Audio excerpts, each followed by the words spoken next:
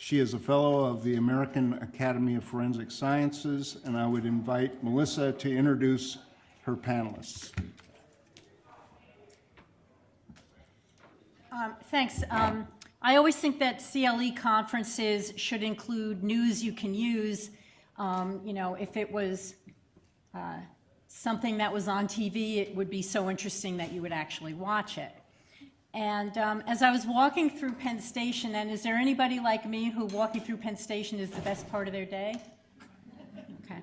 I was walking through Penn Station over the winter, and I saw a New York State trooper, possibly Trooper Pappas right here, with his dog. And I had two thoughts. The first was how sad it is that we have come to expect that bomb-sniffing dogs will be a regular part of our daily commute. And the second thought was that this would be a great topic to explore, the training and deployment of these highly trained and highly intelligent human and canine law enforcement teams. So we're going to hear from Amanda Nissen, who has been assistant counsel to the New York State Police since 2013, where her favorite assignment is teaching recruits at the police academy. Before working at the state police, Ms. Nissen was an assistant DA in St. Lawrence County and Rensselaer County, and she was staff attorney at the New York Prosecutors Training Institute. We're also going to hear from Trooper Mike Pappas, who is a 16-year veteran of the New York State Police and completed canine handler training last summer. Since then, he and his canine, Dell, are deployed throughout New York City, including train stations, bridges, tunnels, and airports. Canine Dell is certified in explosive detection, tracking, and patrol. We're also going to hear from Technical Sergeant Doug Colwell, who has been a trooper for 18 years and a canine handler since 2004. Sergeant Colwell has been assigned for the last 4 years as the Assistant Canine Unit Coordinator at the New York State Police Canine Training Facility located in Cooperstown, New York. Good afternoon, everybody. I'm going to go through my part of this presentation as quickly as possible because I'm going to talk about the lawyer stuff, which is how you get your CLE credits, and then these two guys are going to talk about the dogs and all the fun stuff that we do with them. So I'm going to go over just a little bit of basic case law as it applies to the use of canines. We're focusing today specifically on explosives detection. Our dogs are obviously used for a number of different things, but as it turns out, that's where the law on canine sniffs or canine searches starts. It starts with cases about luggage in airports. And I'm going to give you both some New York law, and I know there's some folks from out of state, so I'm going to give you the New York and the federal law when both exist. The New York case actually comes before the federal case on this. It's People v. Price. It's a Court of Appeals case that held that dogs can sniff luggage in airports and that it's not a search. And that we do not have a reasonable expectation of privacy in the air around our luggage. And if you don't have a reasonable expectation of privacy somewhere, then it's not a search. Then the federal case, the Supreme Court basically holds the same thing. The dog is only sniffing in the air around it, and they identify only the presence or the absence of contraband, and we have no reasonable expectation of privacy in contraband, which is an interesting little tidbit of the decision. Also, when we're talking about using dogs in airports and train stations, bus stations, also frequently the special needs exception applies because the safety of the public is what the purpose of the dogs are. The dogs are not there looking for drugs. The dogs are there for the safety of the general public using those train stations. So it's just like having bags searched at a sporting event or whatever. It's why we all submit to all that crazy stuff at an airport before we get on the plane, because our personal privacy is outweighed by the safety of the greater population. After the bag searches at airports, the law goes on to talk about what cars and how it applies to cars. Now, under federal law, having a dog sniff around the outside of a car is not a search. And so a federal officer, and in many other states, that's not a search, and the officer doesn't have to get to a point where they can either ask for consent or have the founded suspicion to search. Under New York law, it is a search, But unlike most other searches, police don't need probable cause in order to have a dog sniff around the outside of a car. They only need to have founded suspicion. And that's People v. Devone. So having looked at the federal law, the state court said, you're right, it's probably not a search under the federal constitution, but we don't care. We're going to say it is a search under the state constitution, but I call it a semi-search. That's not the words they use, but it's a search with its own standard. It's using the lower standard, a level 2 standard, as opposed to the probable cause that we expect for most searches without a warrant or obtaining a warrant. Federal and state cases agree that if the officer wants to detain the vehicle longer than it takes to write the ticket and send the operator on their way, they have to be at level 3 in order to detain the vehicle.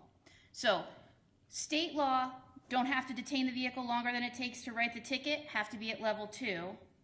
If you need to detain the vehicle any longer than it takes to write the ticket, they have to be at level 3, reasonable suspicion, or they have to have gotten to level 2 and asked consent of the operator. And under federal law, not a search, but if you want to detain the vehicle, then you still have to be at level 3, reasonable suspicion.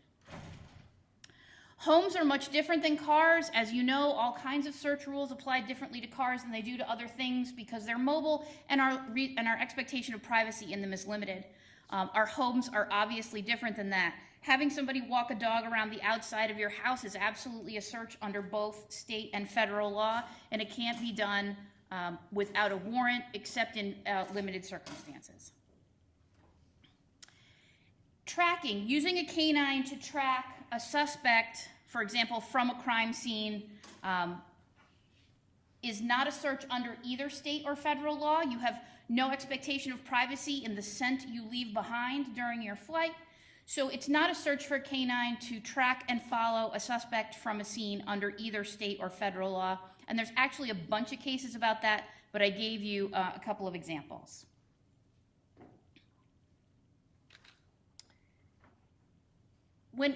These guys are going to talk to you about how the dogs are trained to alert.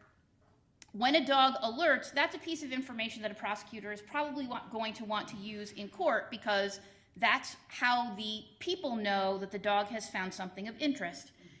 A canine's alert is admissible in court so long as an appropriate foundation is laid, and that's the training of both the dog and the canine officer that works with that particular dog.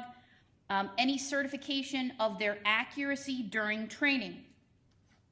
Their accuracy in the field, their field accuracy is not relevant, and there's case law that specifically says what they've done in the field doesn't matter. What matters is when they were certified, how accurate were they in a controlled setting. And that's because there is no way to accurately measure whether or not they're accurate in the field. That's not true. There's no way to accurately measure if they are inaccurate in the field. For example, a dog may hit on a car indicating that there are drugs in the car, and the human beings may not find any drugs in the car. That could mean that they are secreted in a compartment that the human beings were unable to locate, or it could mean that the drugs were in the car shortly before the dog sniffed the car, but they're no longer there. The exchange had just taken place, so they just sold the drugs, or the drugs are actually on the person of one of the occupants of the vehicle who's no longer in the vehicle. The dogs will still pick up on that trace scent even though they're no longer there. So it looks like a false positive from the dog, but it really isn't because there were drugs there. And there's no way to measure that. In a controlled setting, it can be measured, but in the field, there's no way to measure it. So Florida v. Harris is the case that gives a great amount of detail regarding laying the foundation. Evidence of a dog's satisfactory performance in a certification or training program can itself provide a sufficient reason to trust his alert. If a bona fide organization has certified a dog after testing his reliability in a controlled setting, a court can presume, subject to any conflicting evidence offered, that the dog's alert provides probable cause to search. So a properly trained dog is presumed to be accurate, and the fact that they hit on something is admissible in court unless evidence is presented to create doubt about that particular dog's accuracy. So the certification is enough to make their hit admissible unless there is evidence presented that tends to dispute that accuracy. Any questions about legal stuff before these guys start talking about actual dogs and actual fun stuff? Yes. Question on the tracking dogs and the use of them. If you're tracking a suspect through a neighborhood and you end up at the suspect's front door, how do you reconcile the curtilage and Scalia's trespassery theory with the Supreme Court's or the court's decisions that tracking is not a violation of the Fourth Amendment? That's going to depend on the facts of the specific case, I think. For example, if it's all happening quickly in time, then it's all under the hot pursuit exception, and under hot pursuit they can follow the suspect anywhere, a stranger's home, the suspect's own home, wherever they need to go. So the dog gives them probable cause that that's where the person went. So as long as you're close in time to the flight or the crime, then it's really working under a hot pursuit exception. If time has elapsed, the more time that elapses, the less likely it is that the dog's going to be able to follow anyway, which is going to depend on training, on terrain and weather and that kind of thing. But most of the time, if we're using a dog to track, it's close in time to the crime and the flight of the suspect, and so it's going to be a hot pursuit exception. Anybody else? Yes, well, could you have defined for us level 1, 2, 3 suspicion? Sorry, I can do that. Foundational suspicion and articulable suspicion, probable cause. In New York, we have 4 levels. There's two levels under federal law, but in New York, we have 4 levels of police-citizen encounters. The first is level 1. For level 1, they just need an articulable basis. And at level 1, they can approach an individual, have a conversation with them, ask them non-threatening questions. The citizen does not have to participate. They can walk away. They can call the officer bad names. They don't have to participate in any way in that interaction. At level 2 is founded suspicion. At founded suspicion, they can ask more interrogating questions. They can ask more accusatory questions. They can ask for consent to search at that level. They can ask for consent to run the dog on the car, to have the dog sniff the outside of the car, if it's a car situation. Level 3 is reasonable suspicion. This is what TV would call stop and frisk. It's the level at which someone can be detained. So at level 3, they can stop a car, they can stop and detain an individual on foot, they can initiate a pursuit, and they can have the dog sniff the car without consent if they're at that level, because they can at that point detain the car. And then level 4 is probable cause, at which point they can make an arrest or go and get a search warrant or an arrest warrant. Under New York law, a canine hit provides probable cause. So if a dog hits on something, if a dog hits on a car, for example, that's probable cause for the officers to search the car. Canine hits can also give them probable cause to get an arrest warrant or a search warrant. That under New York law and under federal law as well, a canine hit, based on the science of how the dog's nose work, canine hit from a properly trained canine gives you probable cause. I currently am the assistant coordinator for a canine program, which includes assisting in the deployment of the dogs throughout the state, including New York City, and the training facility located in Cooperstown, New York. A little bit about myself. Prior to becoming a trooper in 2000, I was a teacher for New York State, actually taught elementary school, kindergarten for about 5 years. So we went from a kindergarten teacher to a trooper. I said, that's pretty much the same. Now I'm dealing with dogs and handlers. It's all coming together. Plus, I also was a Head Start director for Greene County for about a year. So all the administrative stuff, the education part of it, all that background is all kind of coming together the last few years for me working for the state police and putting out a really good product out there. So, trying to get your way there. You just yell at me if I get in your way. All right. One thing about our dogs that a lot of people don't know is they're named after fallen troopers that died in the line of duty. For instance, right here, Michael, what's your dog's name? This is Canine Dell. He's actually named after Trooper Jeff Edelson, who was killed in an automobile accident in 2003. I actually worked with Jeff, so to be able to get his name was actually an honor for me. So all our dogs that are deployed throughout the state that are trooper dogs are all named after fallen members. We also, if the family still wants to be involved somehow, mother, father, wife, sister, brothers, when we have our graduation, they come to that and participate as well, and they kind of keep that connection going, especially with Memorial Day around. We do a lot of visitations at that time. All right, so currently we have 105 teams throughout the state. We're the largest non-military canine unit in the country.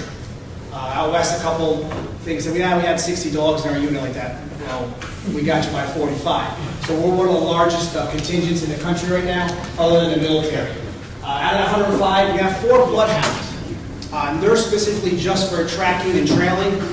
We use those a lot of times if we have like a missing persons case that's kind of gone on for days, because they specifically just do that. Because our other dogs, 101 detection patrol canines, they're either certified in explosive detection or narcotic detection.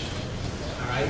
And the patrol canine part of it, they also get cross-trained in tracking and trailing, building search for suspects, and apprehension, which will be the actual grip work of latching onto somebody and holding down for us. Currently, we use German Shepherds and Czech Shepherds, Belgian Malinois, and Dutch Shepherds. The Dutch Shepherd and Belgian Malinois are very similar in stature. The only thing different, this guy, the picture was a little bit better here, almost like a brindle color, very, very pretty. We actually have pretty much almost all of these dogs working down here in the city in some capacity. Explosive detection canine teams, as I figure I'm going to really focus on more of that. If you have any other questions regarding the drug part or something like that, feel free to ask. But since that's what I was told we're going to talk about today, multiple teams are trained and certified. What they do is they go to a basic canine school in Cooperstown. It's a 5-month basic school. We actually got one currently going on right now. They just started or ending their 6 weeks into it. And when they're there, they're going to get all the detection orders that they need, base orders, so they can find different combinations of explosives between the triggers and the actual stuff that goes boom. They also get their tracking there, their basic obedience, agility, and apprehension skills, handle protection, things like that. So it's a pretty long school, yes. Will they start as puppies? They don't start as, our youngest one we ever actually started in the school was 7 months, and he graduated at 12 months, a year. All right. We do bring puppies in once in a while, but when we do puppies, they stay at the facility, and everybody takes turns raising them so they get used to working with different people, and we bring them out all over the place with different environmental stuff, you know, to the Capitol, to escalators, train stations, airports, just to get them used to them, not be afraid of all those loud noises that go boom, bang, and all that kind of stuff like that. So we do have puppies. I haven't had a puppy at the facility probably a year now, because we've been so busy with a lot of transitions going on and adding a lot more teams throughout the state. It takes a lot of time. Plus, my wife's not too happy always bringing them home and tearing stuff up. So she has to be used to that too, because they got to go home with somebody on the weekends if I don't have a weekend here. Once they're certified and leave me, they have a monthly training day.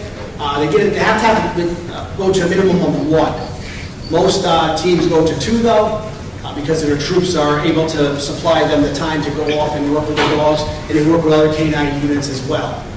That 105 that I mentioned in the beginning there, that's only the dogs that I'm in patrol that are trooper dogs, like Michael Pappas and Dell. We also train about 55 outside agencies, including the UN, down here, the Security Council dogs. We train all their explosive detection dogs there, all their Labradors, and multiple sheriff's departments and local PDs throughout the state. They latch on us for training because we have the facility and our central location in New York where they can all come from different directions. I've trained a dog as far away as Texas for bloodhound training. Sent that one back down to Houston. We've done dogs from Jersey, some local PD, and Vermont as well. Pennsylvania, I think their state police might come to us once in a while for some help on some things. Once they graduate with us, have the monthly training days, then they have to certify twice a year. They certify, they come back to see me for a few days, up to a week, depending on what skills they need to recertify in. And then we also do a field recertification, where I actually go to their troop, whether it's in Long Island, Buffalo, Erie County, up at the Canadian border, and go certify them as well. And just make sure everything is up to snuff. I have trainers out in each of those different troops throughout the state, but we feel the quality control that I have to go see them once in a while, or my boss, Lieutenant Brewer, will go out and visit them and recertify them as well. The dog does have a problem where it's not up to snuff where we want it to be. Then what we do is we actually bring it back to the facility and work with it, work with the handler to make sure that whoever is having a difficulty can work through it. If they can't, then that's the time we have to have a discussion to whether we replace the dog, because the dog is starting to age out or having some kind of health issue, or if the handler is kind of neglecting some of its responsibilities and training. So we have to deal with that as well. We respond throughout New York State. Majority of my canines are just regular troopers on the road with a dog with them. It's an extra tool they have to use on vehicle and traffic stops. Okay? We strategically assign them throughout the state. You know, it's going to be at bridges, tunnels, big ball games, things like that, that we'll have our dogs there. A lot of times you'll see our dogs to be visible, to help be a deterrent, and a lot of times our dogs are actually working behind the scenes, whether in the airports, train stations, and things like that. Sometimes you don't see a lot of them, so, but they're there because we're constantly moving around, changing their schedules around like that to check the bus stations, train stations, airports, anything like that. We kind of always, we don't have like, okay, the trooper's going to walk with his dog at 8 o'clock into that airport, or he's going to walk into that terminal at noontime. We always keep on moving those things around just so nobody can kind of keep track of our movements, because that's not what we want to do. All right?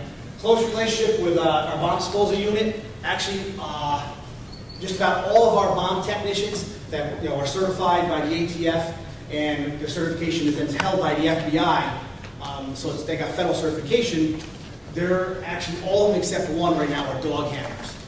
All right, so we have a good relationship with them since our dog handlers are also bomb techs. Not all of our explosive dog handlers are bomb techs, but a lot of them are. So if they do have an incident where their dog is alerting to something, that they can start looking to right now and carry different equipment with them for quick checks, or they'll bring in the truck and other stuff like that as well. And they're patrol, tracking, training, certified as well. All of our explosive teams have all certification as well. So we ask these dogs to do quite a bit. We ask these handlers to do quite a bit. Like I try to tell people, it's just not a career choice or a job choice. It's actually a lifestyle when we become a canine handler for us. Patrol canine, they're of course going to get trained in obedience, agility, tracking, apprehension. That's when you actually grab on somebody. Building searches for suspects, handler protection, article searches, and detection. Explosive or narcotics. All right, narcotics has a little asterisk there because out of all my narcotics dogs, 36 of them are also cross-trained in cadaver searching human remains. We've been very busy on that. When I first became a dog handler in 2004, I think there's like 12 of us that had that skill with things going on and requests from outside agencies and outside states. We've been deploying dogs all over the place, especially after natural disasters and things like that, to help recover human remains. All right?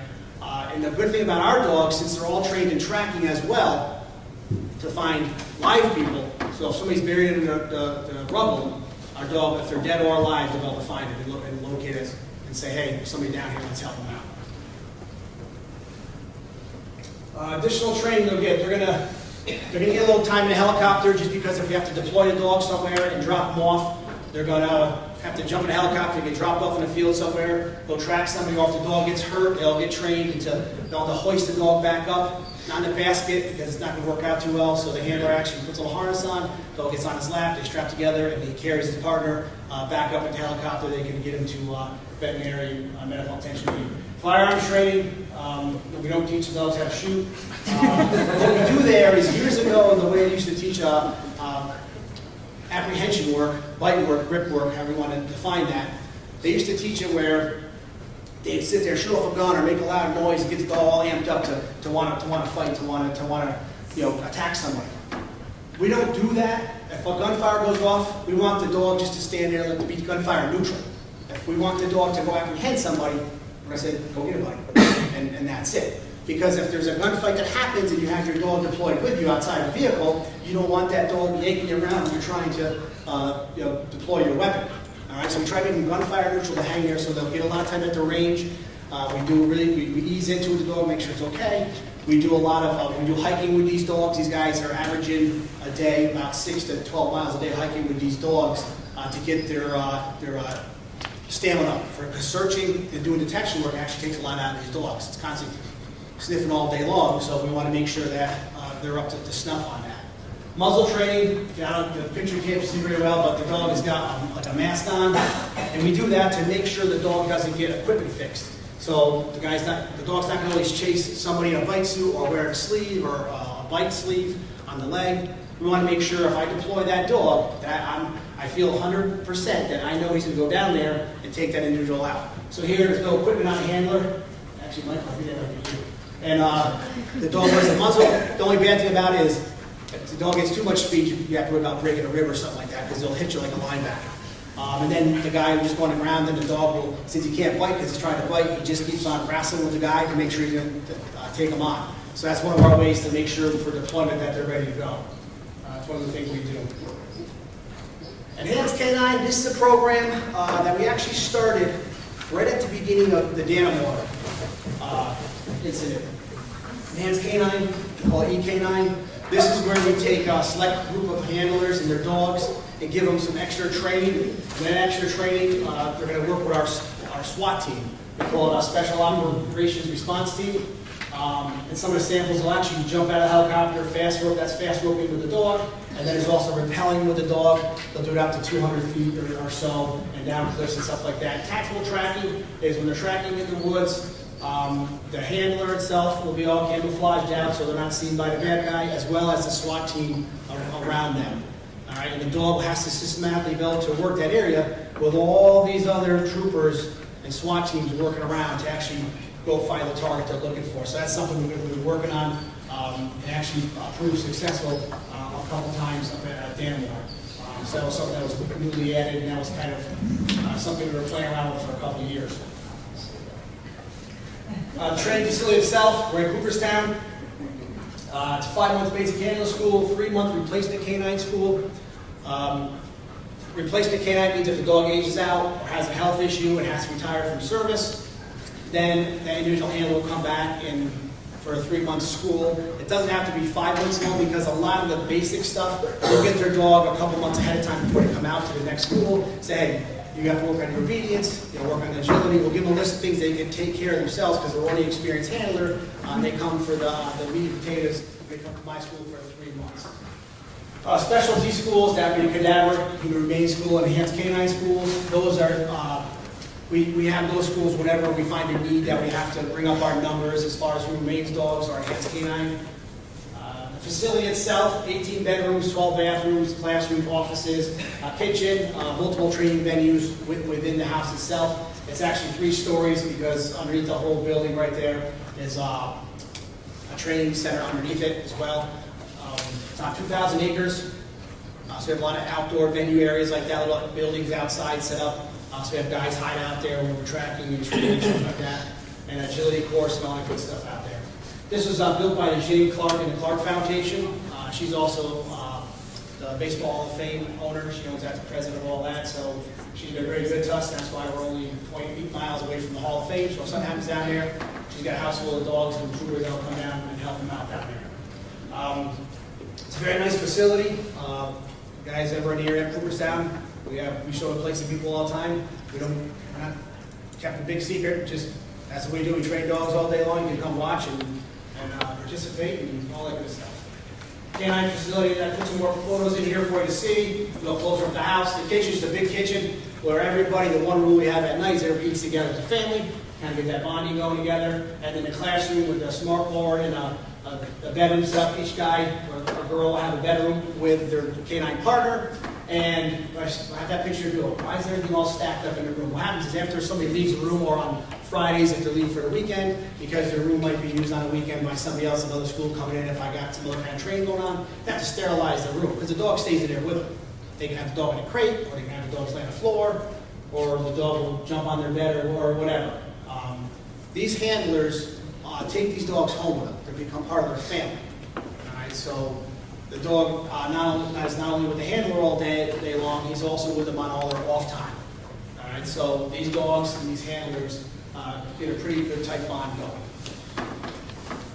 Some of the stuff at the facility there, just our obstacle course, get the dog going to tight spaces like that tube right there, agility course, jumping through different windows and stuff like that. We can make the windows smaller and add stuff to it to make it tougher for the dog to get through. Then of course our indoor-outdoor kennel area, that's if I have puppies, they would all be running around in there going nuts. It's nice because the kennel area, which is a detached building, is a nice air handler system, plus the concrete floors are all heated and stuff like that, so it makes it nice in the wintertime. And of course, then just a picture of, that's when we look out our windows and see it's just all what's all surrounding us. Our basis of training, it's play or prey drive, all right? If these dogs would want to play with a ball or some kind of toy or something like that, I can work with that dog. All right, if they have no desire to chase a ball, chase a stick, or play with a little tuggy toy or anything like that, I'm not going to really get anywhere with that. Of course, the prey drive is that really builds up on their tracking to actually, they want to get to the end, they want to find that individual, they want to find it, and actually latch onto it. That's where we get the prey drive from. All right, and that helps us for our detection, whether it's human remains, explosives, narcotics, tracking, and of course apprehension, all that. Those two things, that's what we need to train the dogs to do all that. All right. Aggressive, unpredictable, or scared dogs, we get rid of, we don't want that. These dogs are not apprehending somebody, latching onto them to be mean. We don't want a dog to be mean. I don't want a dog to go tear somebody up and destroy them. We don't want that. We just want the dog to grab on, hold the person down, so the officers get it there, take over, handcuff, and get the person treated, medical attention, and move on. All right, so that's, we don't want them to tear you up. It's just a grab, hold on, because if somebody's running from me and they're a fleeing felon, or they just did something really, really bad or something like that, and I'm not going to be able to chase them, but if they get away from me and go to somebody else, having the dog right there to grab them after you give your warnings and taser, they're too far away for a taser, and of course, definitely don't want to draw the gun at somebody if you don't have to. The dog is a nice option to have for our handlers. Detection training. This is one of the simplest things we do. The imprinting wall. You see there's 3 individuals behind a wall right now, and what they're doing is they're moving around the product, whatever we're training with. If it's detection for narcotics or detection for explosives, whatever odor I want to imprint them on, they're taking it and putting it in different holes. And the dog, what it does, once the dog learns that, hey, if I stiffen this hole here and I smell something weird, I get to play with a toy. All right, and if they stick their nose in a hole, like right there, the guy's been right there and sticking in the hole right there, and the dog's like, what is that noise going on here? It smells it. And, oh, that's kind of weird. And all of a sudden, we'll mark that for the dog, we'll hit a clicker, or we'll say yes, really loud, and then the dog will get his toy and he'll play. He'll actually come right through that hole right there along next to the odor. All right, so that's how we imprint them. We do that over and over and over again, and then we start moving it up and down all over the wall, and then eventually when we add more odors to it, it's easier for the dog to imprint it. So in the beginning, that's how we imprint it. So now, once you get going, that's actually one of the UN dogs that's in the school right now. So the dog will go back and forth and check out all those holes. That's his search. He's looking for it. He finds it, and he's just staring at the hole, staring at the hole. So now I'm confused. I'm going, is he staring at the hole above it or a hole below it? So I'll tell the guy to wait. The guy going to wall, don't pay it, we're going to wait, we're going to wait, we're going to wait, we're going to wait. All of a sudden the dog is going to go, it's down here, Dad. And then we look for the commitment, and the dog goes down to the lower hole, and so now we're going to pay him. Because right now I know where the product is we're searching for. I want the dog to be right on point. Better, I can get him closer to source at training where it's controlled area, the better off that dog is going to be into the field. All right. Let's see here. Now, this is beginning imprinting wall. We have nothing in that wall. Yes? Sorry to interrupt. I just have a question. So I see in those slides, it looks like the handler knows where the item is. I know there's been some studies about... In the beginning there, they're going to know where it is in that wall. Okay. Because they're just standing there. What we do is actually, they actually have a mark on the floor where that handler's standing on a mark on the floor. Okay, you stand on a mark on the floor and give the dog an 8-foot lead. Just hold the lead. And just stand there. What do I do? Just stand. That's all you got to do. You're the handler. Just handle the lead. And the dog will start going up and down the wall, checking the wall out, and the dog will go anywhere he wants. All he's got to do is just pivot or let more slack in and out with his arm, control release. That's all he's got to do. In the beginning, they always know where it is. Because we're imprinting it. Because I don't want the guy to get excited. Hey, good boy, you smell it. No, that's the wrong hole. So I want them just to remain quiet and just sit there and just pivot back and forth and just let the dog work it all out. Okay? Because they don't say when the reward happens. The instructors are the ones that deploy the reward. like when I hit a clicker, it'll make a sound like just a big loud click. And then individuals on the other side of the wall there, they'll slide the toy down the hole, whether it's a tuggy or a wall or whatever the dog wants to play with. Sure. I guess part of what I'm asking is that if the handler knows where the item is, you're talking about a very close relationship with Yes, the dog. this is for the initial training. Okay. Okay, so what happens is, this is basically day one. So what happens as time goes on, they don't know where it is anymore. And then what we do is we call that a blind. So the instructor knows where it is. All right? So, because somebody has to let the guy know, hey, the dog found something. Yeah. Especially when you're dealing with explosive dogs, we don't want touching it, because that could be a bad day for everybody. So what happens is the dog will work the area, and the dog will sit, and then the handler has to say, I got hit. And when he says hit, the instructor is either going to go no or click. And if he clicks, the toy comes out of the wall. When we get to that point, if we do a blind on the wall, but a lot of times the guys just carry the toy with them. So also, if you say if he's searching this room here, all right, and the dog sits and finds something, he goes, I got a hit right here, and I go, yes, click, and then the handler takes his toy out and tells his dog free, means free off the odor, turn around and come back and plays with his dog with a tuggy or whatever. Right? So in the beginning, they know where it is. And then we go to the blind where they don't know where it is, but the instructor does. Then what happens is we go to a double blind. Because I have to make sure my instructors are doing the right thing as well. Sure. So I'll actually hide something out. So now the instructor and the handler don't know where it is. There's only two people in the room who knows where it is right now. That's me and who else? The dog. Yeah. The dog usually when they walk into a room knows there's something in the room they can find. Because their nose is so powerful that when they walk into here, they're all start scanning the air, they're already filtering. Our nostrils all go up to one chamber. All right, so when you walk into your house, say somebody's cooking stew, you go, it smells like stew.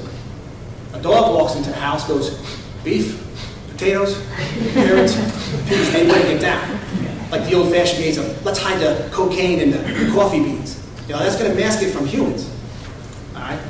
But a dog's going to go, yeah, he's got some coffee, that's coke. So they know, they're not stupid. That's why you walk up to a car, and they got the perfumes all going on there, all up the car, and you smell the perfumes, like, wow, that's pretty powerful. They're trying to hide something, whether they've been drinking alcohol, or they're transporting something in the car, or they just smoke weed or something like that. So when a dog comes into play, he smells the perfume and all that, but he's not going to get paid for perfume. He's going to get paid for what he's trained to find, whether it's THC, whether it's the opiates or whatever. Can I ask a follow-up question to that? Sure. How do you deal with the effect of perhaps accidentally rewarding a false positive information? So I understand there may be circumstances in which the dog alerts and you don't find what you're looking for, and perhaps it's not a false positive, but surely there are times when the dog alerts when it shouldn't, and if you reward the dog then, are you not? That's why I don't reward dog. That's why somebody in the room always has to know it for training purposes. That's why somebody in the room know where it is. I just mean in the real world. I mean, do you... In the real world, well, what happens is if the dog does alert somewhere, these guys are not going to pay their dog in the real world. You're not. If the dog sits on a bomb, I'm not getting the toy out. Let's play. That's an apartment. That's a bomb. There has to be something back away. You're going to start pulling off the area. We have to call the BDU. So there isn't a reward in the real world. No, the guys. So every once in a while, when I was on the road, and I had my guy on the side of the parkway up north, a lot of lawn on the side. I had other troopers there with me, and I'm doing a search around a vehicle. They'll find something, and then all of a sudden whacks it. All of a sudden the glove box flops open, or some flops open. I actually see it. I pull him back, and I'll actually would give him the toy to get him away from that for two reasons. One, I don't know what the drug is that he's going to ingest and get sick because they're so high in metabolism that's going to break him down and hurt him really fast. Another way is I don't want to ruin the evidence.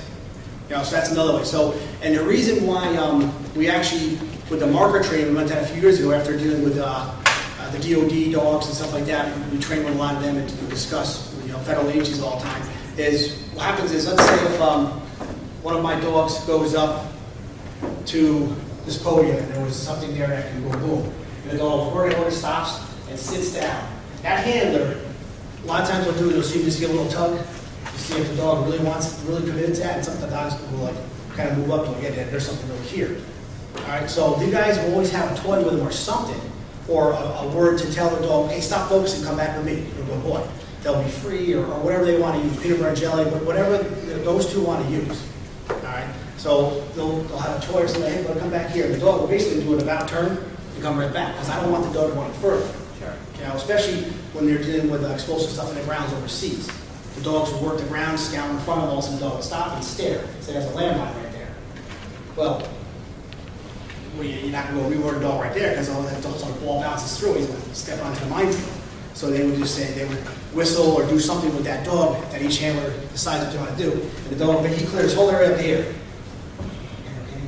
And they get paid, we get paid, we get paid, we get paid. He hears his free command, yeah, all right, I'm going to go play. He goes right back, because he already cleared the path for himself. But in training purposes, that's why I look for the good focus to right where the source is coming from, because I know where it is. Like I said, when I tell my instructors don't know where it is, I hold the clicker, because I'm not going to let them click and all of a sudden, no, it wasn't there, bud. You know, and reward the dog falsely in the training scenario. So what happens is the dog's working with the handler, he's got his whole leash, let him do his thing. But also the dog has an alert, and he'll sit there. And then meanwhile, the instructor's kind of behind him, working behind him. And what the instructor sees something, he's not going to say something out loud because he doesn't want to hear it. He'll give me a hand up like the dog's there. So he can read the dog too, because he's training. These guys have to know what their dogs are capable of when they're training. And then I'll just give him, yeah. So now he's not going to say a word. He's just going to wait there because he wants him to say it's good, and then I'll click, and then the toy will be given to the dog. So that's called a double blind. When you're searching for things, if he's in odor, I'm going to know by his head snap, how his tail is, how his back is, and that goes along with the false positives also, where if he's not doing any of that, I know he's just trying to get the reward, and I'm not going to reward him for something like that. So. He knows, he's excited right now because he knows there's something in this room, so he wants to actually work. So that's why he's got a little anxiety right now. So in Florida versus Harris, the first time the dog alerted on the defendant's car, the drug for which he was trained was not there. It was another drug. Do you train your dogs only for certain types of drugs or groups of drugs? We do our training on bases of drugs. So if I train a dog on like this one base here, I can find a spectrum of stuff, okay? So we do base training, same thing with our explosive training, it's all done by bases, so we can make sure that we're getting the actual nitty gritty of it. Because what happens is the vapor action in some of the drugs is not as strong as the cutting agent. So if I'm using a certain cutting agent to cut my cocaine or heroin, that something might be really strong. The dog has to figure out, I want him to find the actual part that's illegal, of the chemical that's illegal, so I want to break him down to that smallest amount there. So we for years, we do a THC training for our dogs. Like we don't train them on real cannabis and marijuana. We do it. So that's why when the candies or somebody bakes into brownies or cookies, the dogs are able to nail that stuff pretty fast because they're trained on the actual THC itself. And that's where stuff that we're constantly working with the health department, things like that, to figure out what's going on. Yes. If you have a dog that's trained to do multiple detections, like they can do explosives and they can do narcotics, or explosives, narcotics. We do not cross-train between explosive and narcotics because they have two separate alerts on that. And what happens is my explosive dogs are all going to be in a passive alert. Okay, that's going to be a stare, a sit, a lay down, and just staring where the odor is coming from. I don't want them to have any other kind of cross-training as far as detection goes because we don't want to mess up on that. You know, is the dog sitting because there's cocaine in there, dead body, or explosives? No. My narcotics dogs, that's the ones I'll cross-train on. Because for a long time, we didn't have enough business just to have strictly cadaver dogs out there. We're getting to a point where that's something that has to be revisited down the road because of our deployments. But over the winter, we're very slow on cadaver deployments. This time of year, all the cold cases come back, all the local PDs start putting requests for us to search things. And we get busy in the spring, and then summertime kind of fades out a little bit, vacations, I guess, where people are on, whatever. And in the fall, we get really, really busy again because everyone wants to get before the snow falls upstate because they want to, they don't want to be trucking around the woods when it's snowfall. And plus, why make it harder for the dog than you have to? But our narcotics dogs that have cross-trained between non-human remains, it's the same aggressive alert, okay?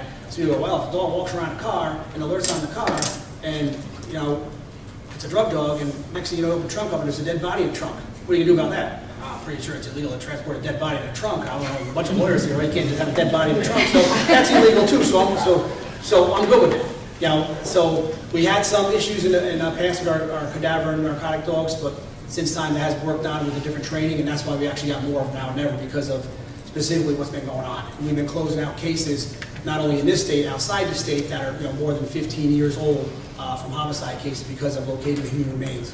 We've been pretty happy with that. Yeah, I'm sorry, I know I got it wrong. That's what I'm sorry, you alerted on my second question before I actually had a chance to ask. Thank you so much for your patience with all the questions. I have a question off duty. If the dog goes with a handler home, what if the dog detects something when the officer is off duty? What is the protocol on that? And secondly, what if the dog does somebody to someone, because, I don't know, they hurt somebody that they're not supposed to, while the officer is not on duty and they're not supposed to be doing something. Well, if the dog's off duty and at the handler's house and finds something it's not supposed to have, that's just a whole issue itself. Well, I can see what you're saying. If they walk into the park or doing something like that, that's something every handler has to deal with themselves, how they want to handle that, the circle of friends they're in, where they live in their community. They have to kind of like balance that out to see what's good. My dog comes with me just about everywhere. The only reason I bring him down here today is because I have the proper car with a kennel in it, so I didn't want him to keep bouncing around the car right now, lose his mind, seeing Dell's in here, and he's outside sitting in the car. So he's just sitting home hanging out now with my lab and my cat. But just to touch on that a little bit, like, the dog isn't just going to automatically go run to, if you're just walking with your dog in your home, your dog's not going to just run, to, a spot, and you have to actually be working with your dog where, you're setting him to search certain areas. He's not going to just run over and say, oh, there's a bomb over here, if we're not actually physically out there working. They'll give them a key word. These dogs know when to work or not. They'll see whether we're dressed like this or if we're wearing our canine blue uniform. So they'll know. When I go in my truck in the morning, my work truck, my guy's just shaking. He's ready to go. If I give him my pickup truck, he comes with me. He says, "Hey, I have to go for a ride." Like they actually, after a while, it's such a repetition pattern over and over again. These dogs know. If I get a phone call rings 3 o'clock in the morning, my dog's up just waiting to go because he knows we got to go somewhere because they're calling Dad. We got to go. So they pick up on that. As far as accidents, they're animals. They're not perfect. All right? Accidents do happen. If something happens to somebody's house, if there's a reason for it, we'll investigate it and we'll make good on everything and make sure the handler did the proper thing, how they secured the dog when they weren't around. There's different things that we have policies in place, and if something does happen, of course there's follow-up with it, repercussions if need be, whatever. But if there's a reason for something to happen, somebody broke into somebody's house and they're sleeping and the dog bites them, that the dog is actually the right thing to protect his dead. We don't have these guys working at their house. One of our rules is here, do not train the dog at your house. If you want to do some obedience, go down to the park, go somewhere else like that. The house is kind of like the dog where it can relax. The stations, the dogs are not relaxed as much because there's constantly traffic in and out, people in handcuffs in and out, stuff like that, so the dog they're seeing us all day long. So, but when they're at their home, we try to get them to be really relaxed and actually kind of bring it down a little bit because we can't have them keyed up all the time. That's not good for a human, that's not good for them. They all keyed up, now they all. Yeah. And so in answer to your second question, if they were to, I don't know, say they take them to the park and you're saying if they bite another dog or if they bite a person, it's incredibly rare for that to happen because they are specifically taking any aggressive dog out of the program because we're not looking for dogs that are aggressive, we're looking for dogs that are smart and trainable so that they can learn. So it's not impossible, but it's very uncommon. And there is civil liability if that happens, and it gets dealt with like any other time the state has civil liability. In answer to your first question, right now, Del knows there's something in this room because even though none of the rest of us can smell it, he already knows it's here, which is why he's a little bit anxious and twitchy because he knows there's something here. But he's not yanking my arm off trying to get to it because he hasn't been told yet that it's time for him to do that. And you'll see the change in him when he gets told it's time for him to do his job. As far as being aggressive, you see he's very passive right now.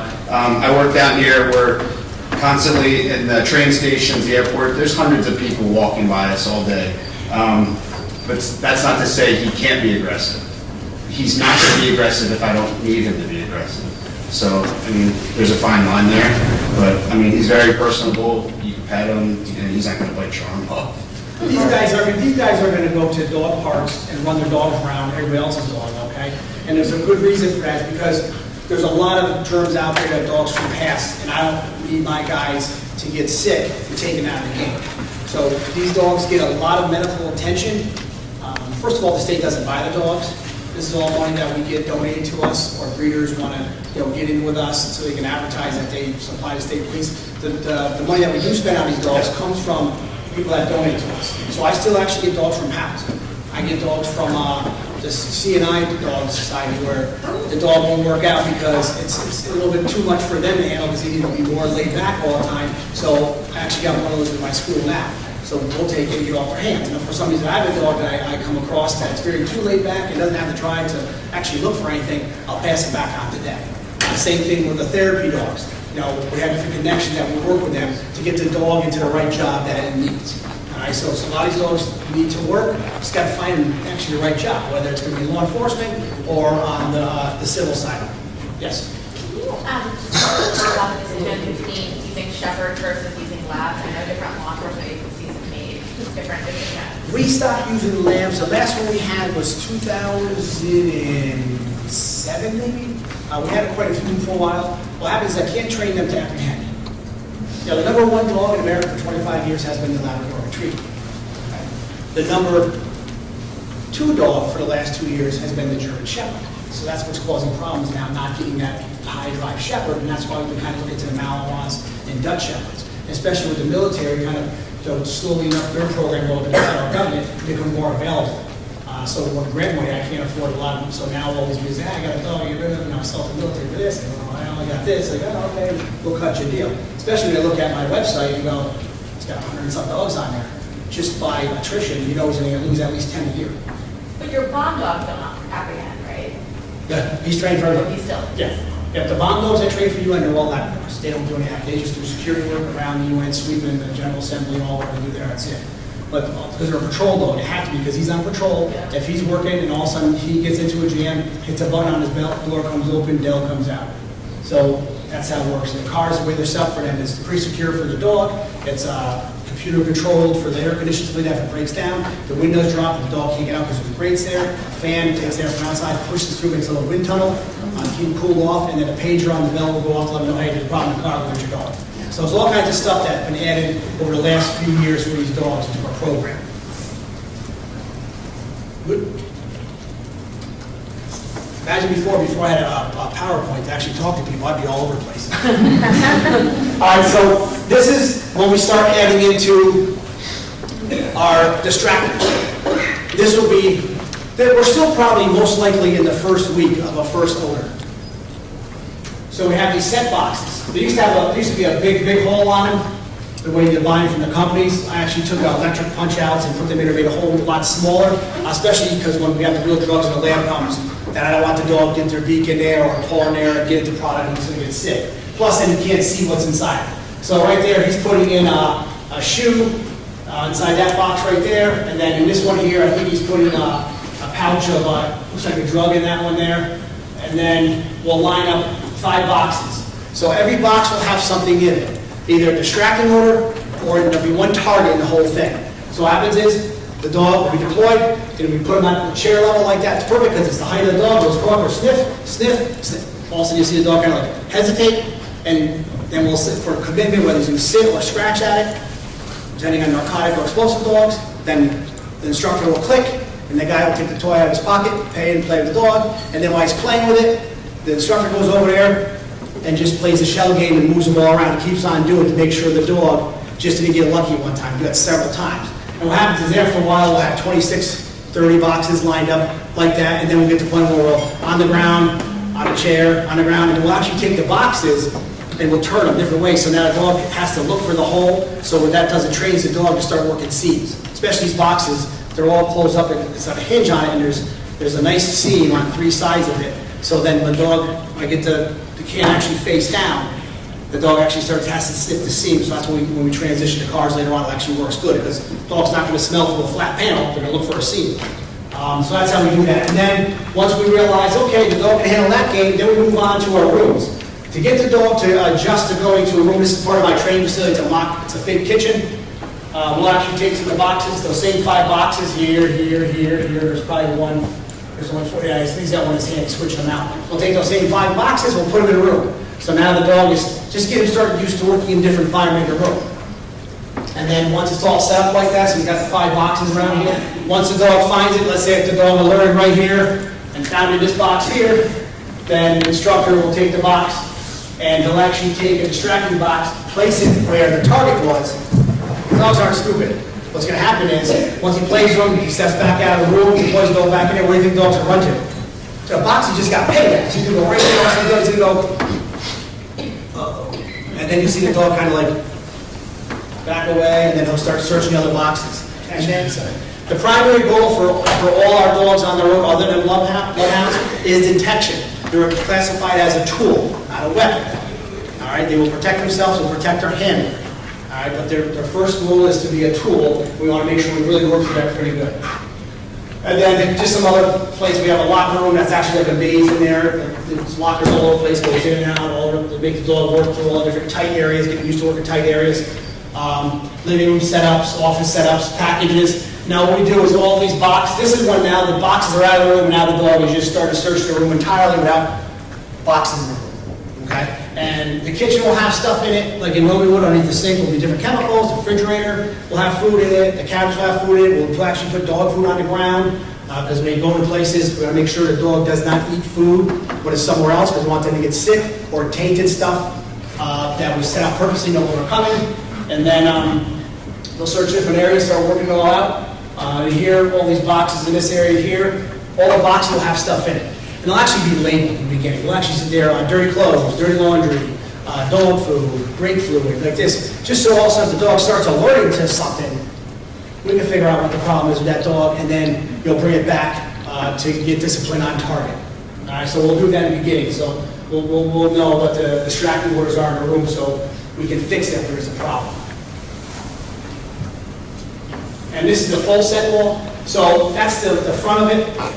It's all different color coded. So when a guy puts the on the back, that's the odor holder right there. It's basically an elbow tube with a joint, and the stuff's in the product in a capsule top.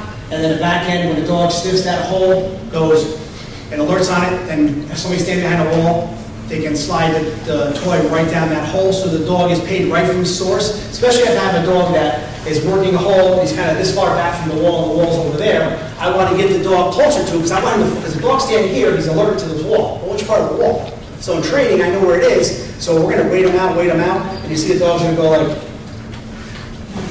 okay, do I get paid for this close? You know? Do I get paid for this close? Now then when the dog gets right on that hole right there, they'll blink, I got paid to be real close, you know? So they start giving us the response we want, then we reward. It's very, very simple. Passive response is just a dog sitting there. That's actually my dog. I just took a picture of him sitting in front of the wall. He's a drug dog.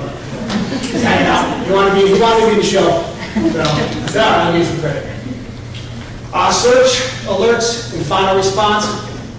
So the search, basically a sweep of an area, package, a vehicle, etc. The alert, that's actually the change in behavior of the dog. All of a sudden they'll like start working, just breathing nice and normal, taking stuff in. Also you'll see the body start changing, and they'll start working back and forth, and then they'll start zooming to odor. And then the final response can be sit or the down position. If it's something that they can sit in, they can look at it right here, or look at it right here or here, that's perfect. If it's something high up, they'll sit, and you'll see the neck kind of shrinks like that, so now they know it's high. And of course, if it's something low, the dog will actually go to a down position. All right, and we're looking for that nice passive response, and the commitment to the order. Now we want to stare. And during training, I'll sit there and try to get the stare longer and longer and longer each time, especially at this point, the handler and the dog have no idea where it is. So if it stops, his dog's sitting there staring at it, he's not getting paid right now. So this is where it starts getting tense for the handlers, especially when we get to certification. This is where they like to stand there, kind of like, the dog's on probably an 8-foot lead. Well, we don't point at stuff. Search here, search here, search here. We let the dog freely search the area, because if I put my hand in front of this, now I'm blocking wherever I touched earlier, okay? Or I might make my dog sit. I don't want to do that. I want him to actually commit to himself. So the handler gives him nice light little lead, let him work it out, and then once the dog sits, now he's like, you know, he's sitting, he's not paying. This is where the handlers have to use their own mind of how we show them how to do stuff and examples, and have to start reading their dog. Some of the dogs will sit there and they'll be waiting, they'll be staring, not getting paid, not getting paid, not getting paid. And then they're going to get even tighter to it. You're like, boy, they're really right on it. Now they're like getting really close on it. And then the handler at that point is going to go, yeah, I'm going back to him. You click and then like, oh, there it is. You know, when we test them, the certification process for the explosive part of it is 5 parts. They have to first be able to identify all the target odors that they're trained. And that's all done through those boxes, where we'll line up a whole row of boxes.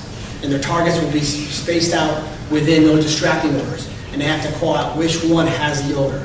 Not to tell us which odor it is, it's just an explosive odor. Once they get through that and past that, then they go to part 2, which would be a luggage search, package search. We'll have a bunch of luggage lined up, it'll be loaded with clothes, whatever you would transport on a plane or whatever, and boxes that come through UPS, FedEx, all stuff like that. We load up with garbage, all kinds of like that, spread all out.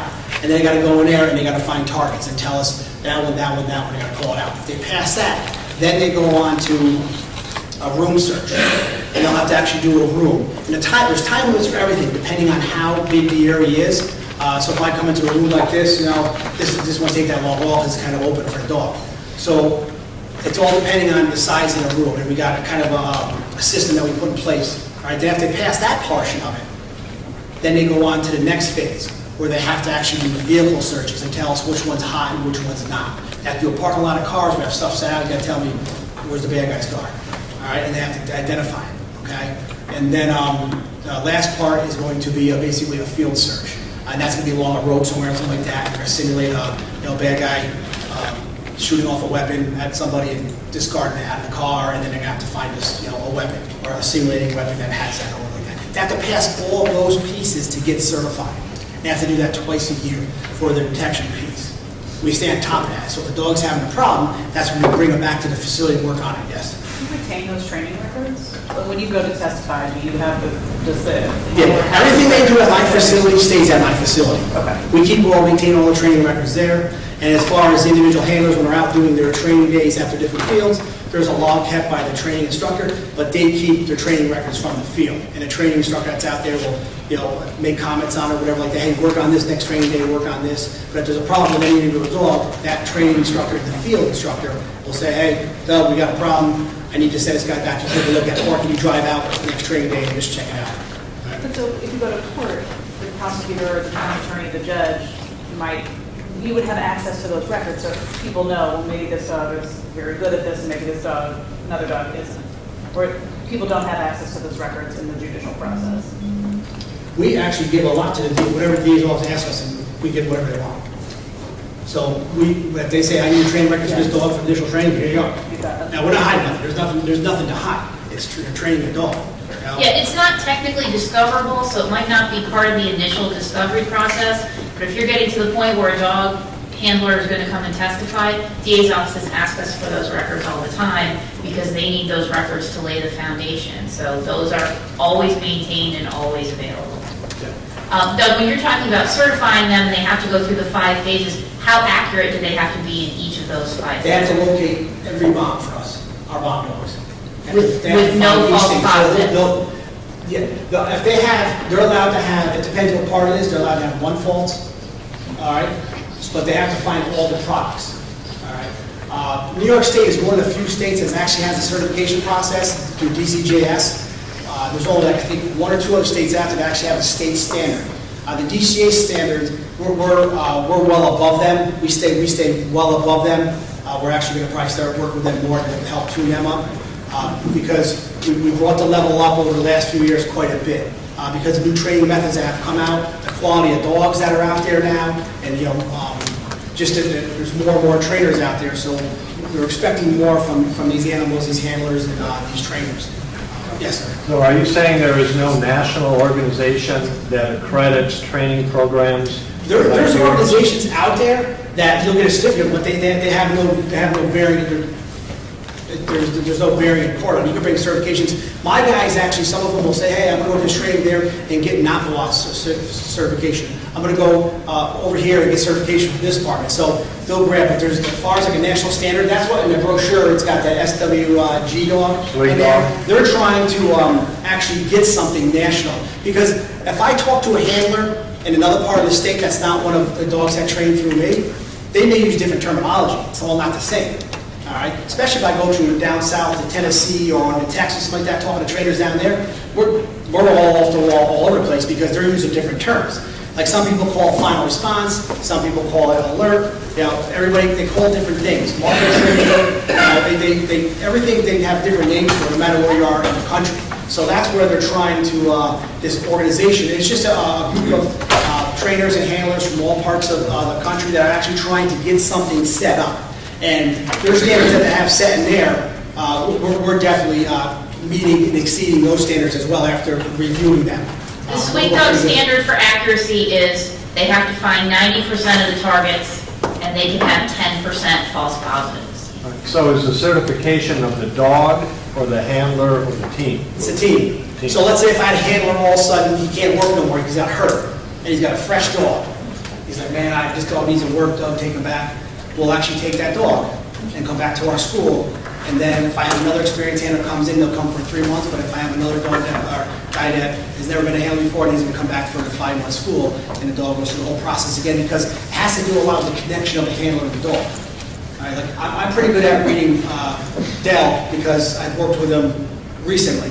But if I haven't seen a dog for 6 months because I haven't gotten to the field part of it yet, when he comes back, hopefully that handler can read his dog better than I can read it because that's the whole point of we try not to separate them. Let's say when Mike retired 4 years from now, I'm not going to take Dell from him. He's going to retire with him because they got a bond, they work together, and that's their team. So it's a team gets certified together, not the dog, not the handler. It's actually together, combination. Because what happens is the dog can sit right here, and all of a sudden the dog sits right here and just kind of is hanging out. Mike's got to sit there and they'll go, well, he's sitting because he's tired. He's sitting, he's on a bomb, right? That's legit, right? He's just sitting because he's tired. He might say, hey, find a bomb. The dog will, oh, okay, keep on working. And he doesn't see it. He just sits because he just worked the whole terminal. He just kind of I told him to just stop. Because Mike stopped walking, so the dog stopped walking. So he stopped, I stopped. So they have to be able to read that and know that.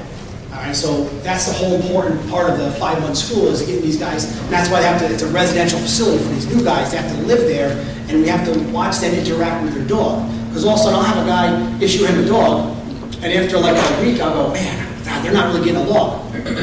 Hey, you guys got to switch dogs. So in the beginning, sometimes everybody's on pins and needles. I really like my dog. You might not have him next week because we got to find the combination that works together that makes the best possible team we can put out there. Because if I don't do that, that's a disservice to that dog, to that handler, and to the public. Right here. No? Tired of hearing me talking yet? Any other questions on that? So the passive alerts, all right, that's for our bomb dogs because if they're not passive, that can happen. They don't touch it. My drug dogs are still aggressive alert. I like that because when they're inside of a vehicle, if the drug dog was a passive alert, he's inside the vehicle and sit there. Okay, now he's sitting in the car. Where is it?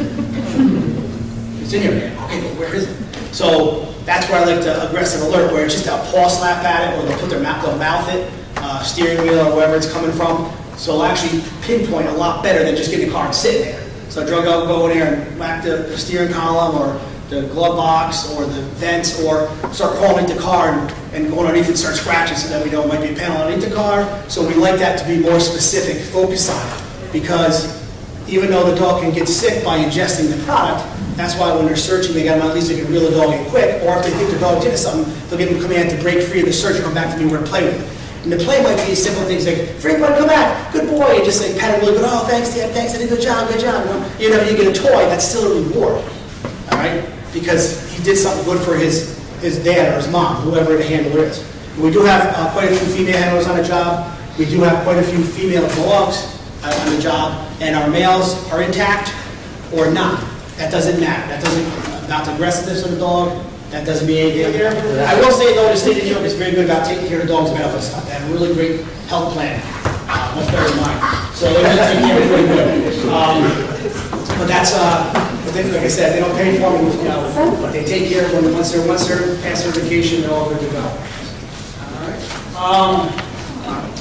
We do a lot of assisting, of course. The troopers on the road, BCI, that's our investigative unit. So our SWAT team, CNET, task force.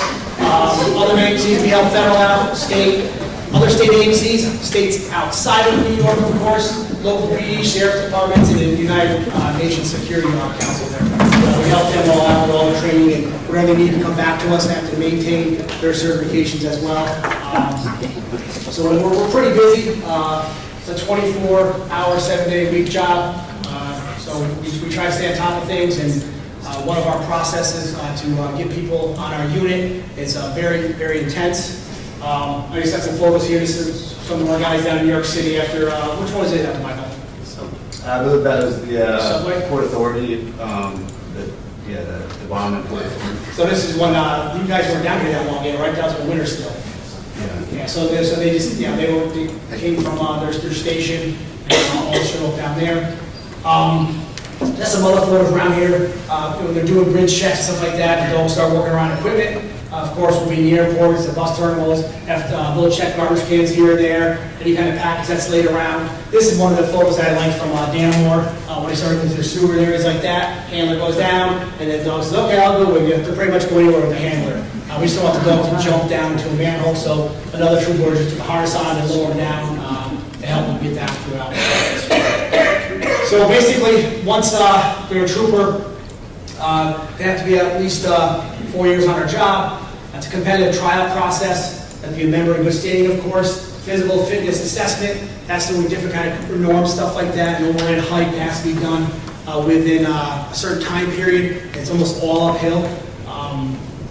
Overnight canine training, so they actually have to come and live the dog handler's life for up to 48 hours, put on a bike suit, clean the kennels, work around the house, to see how they are with animals. Have people try for dogs before, also they got issued a dog like they're just kind of brushing hair off them all the time. You're going to have hair around for the rest of your life. That's just the way it works. Interview panel, and if they make it through all that, they go through an interview panel, myself, Lieutenant Brewer, the actual coordinator of the program, the captain from Special Services, and then, of course, Human Resources. And then have to agree to be an assignment upon graduation of the Canine facility for 4 years. They break that commitment, then they just can't put in for something else. We really have people that they go through all that and then live with us for 5 years away from their family. They're pretty much committed to it. And the canines can live with the handler and the family. And like I tell everybody, it's not a job, but it's a lifestyle because you have to really accept, somebody else into your house. Michael, you want to give Dell a little work? Sure. Put his picture on there too. Earlier when we came in, I put out a hip for him.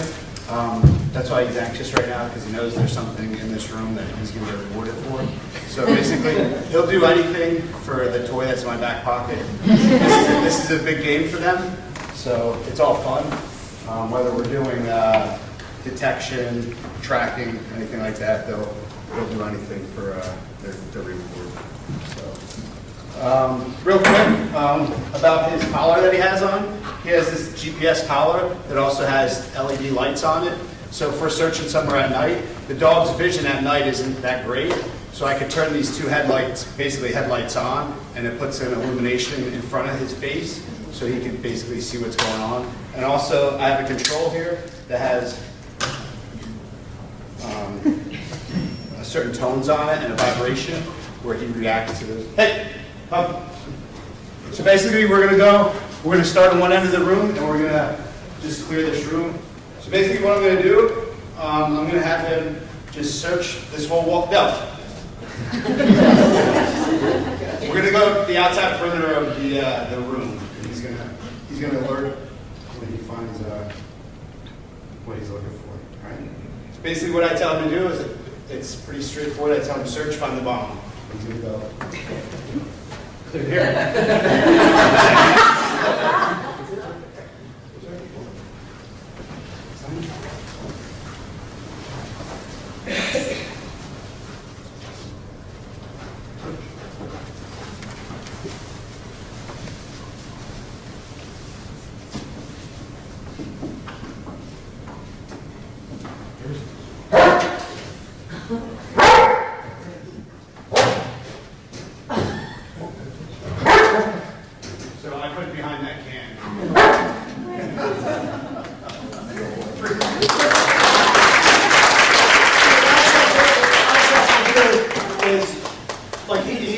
it's at an airport, of course, like that, for demo purposes, you did off lead, but if it's at an airport, the dog is just gonna have a lot of slack. So he's not pointing at nothing, and even though in this case here, Michael knew it was because he had to take out his car and put it there for me.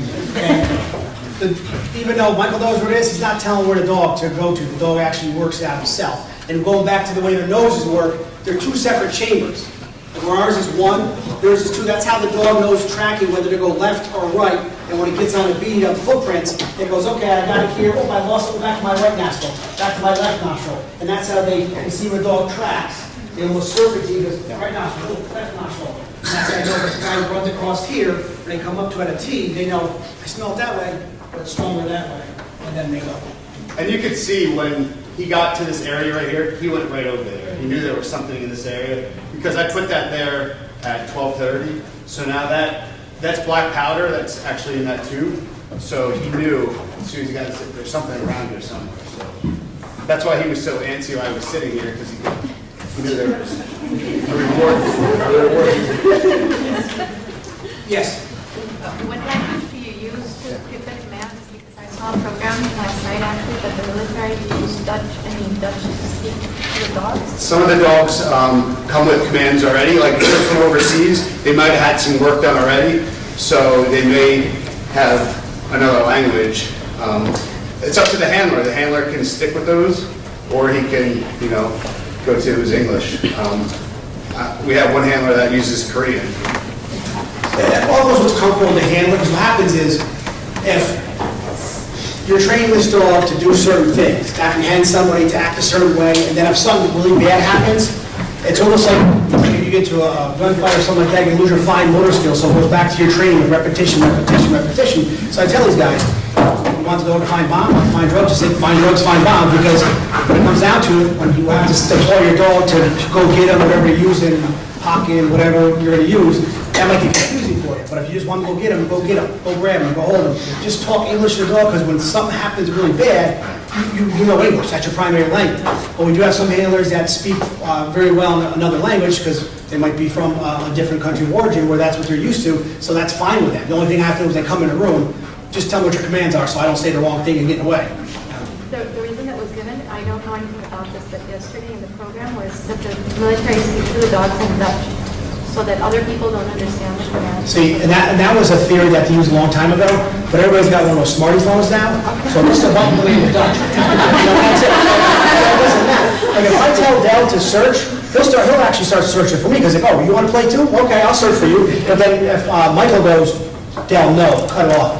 He trumps all, and that's the whole bond of handling. At the beginning, when I'm training these guys, I can actually tell the dog do something, and all of a sudden, after time goes on, their bond grows, and mine diminishes, because now it's his dog. Instead of living in my kennel, we take care of it, it goes on to them, and that's what we want. We want them to be that the best they can be, and that's the whole reason why they're living together, or something like that. Anything else?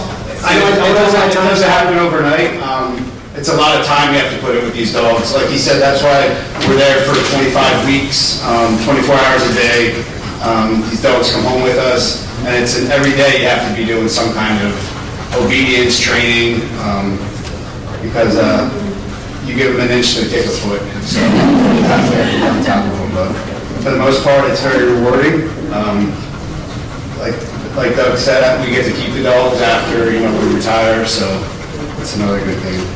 I couldn't see having to give them up, after, like some of the military people, when they get out, they don't get that dog, so that dog continues to work, and then, I don't know how you can do that.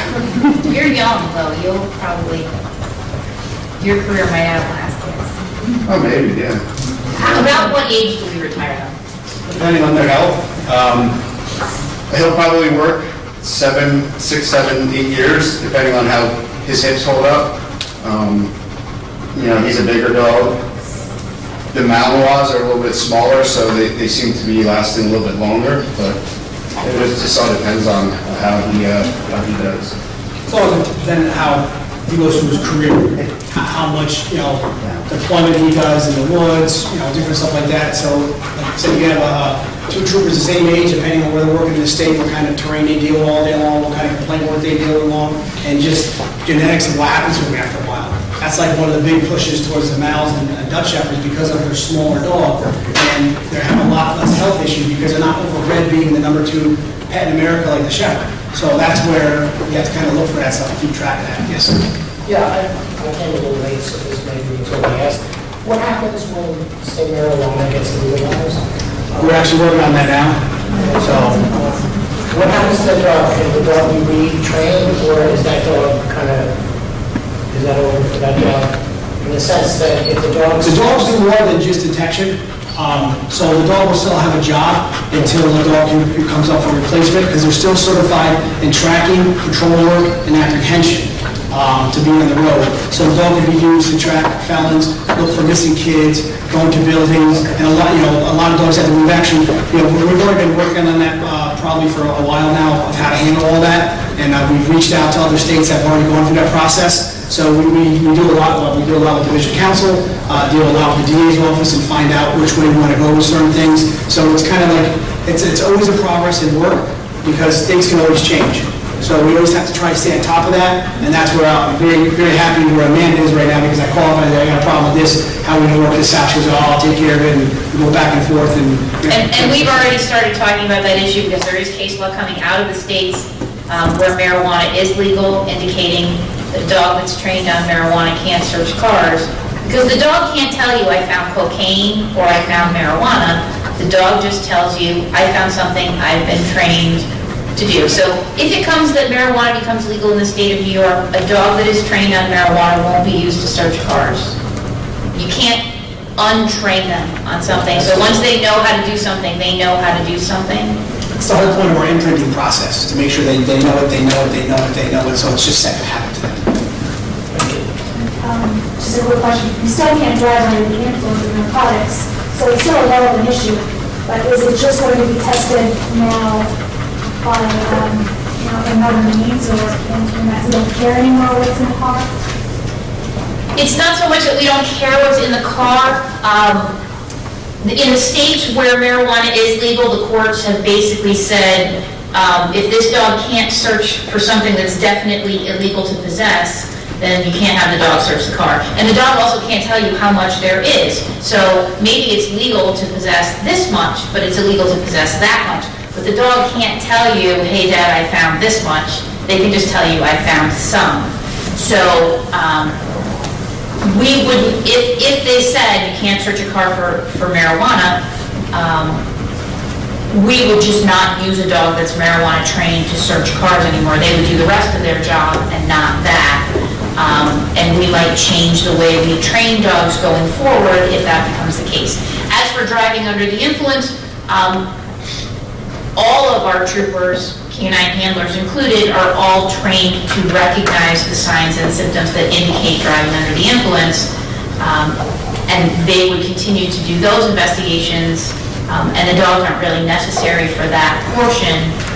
And if somebody gets arrested, then there's other ways that the cars get searched in those circumstances. So it wouldn't necessarily mean you can drive around with marijuana in your car. Nobody's ever going to find that out. They would just have to deploy the other skills that our troopers already use in drug interdiction and not the dog. I think we're almost out of time. I can't thank you guys enough, especially Doug for coming all the way from Cooperstown, Amanda for coming all the way from Albany, and John from Sullivan County. Thank you so much.